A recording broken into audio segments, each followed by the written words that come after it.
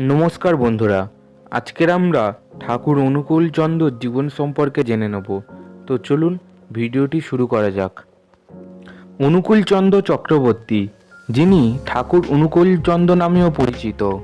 ঠাকুর অনুকূল চন্দ্র ছিলেন একজন বাঙালি ধর্মগুরু। অনুকূল চন্দ্র ঠাকুর সৎসঙ্গ নামক সংগঠনের প্রবর্তক ছিলেন।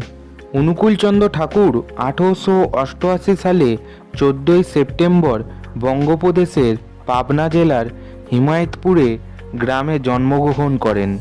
ঠাকুর অনুকূল চন্দ্রের পিতার নাম শিবচন্দ্র চক্রবর্তী এবং মায়ের নাম মনমোহিনী দেবী। 1898 সালে অনুকূলচন্দ্র ঠাকুর হিমায়তপুর গ্রামের প্রাথমিক বিদ্যালয়ে শিক্ষা শুরু করেন।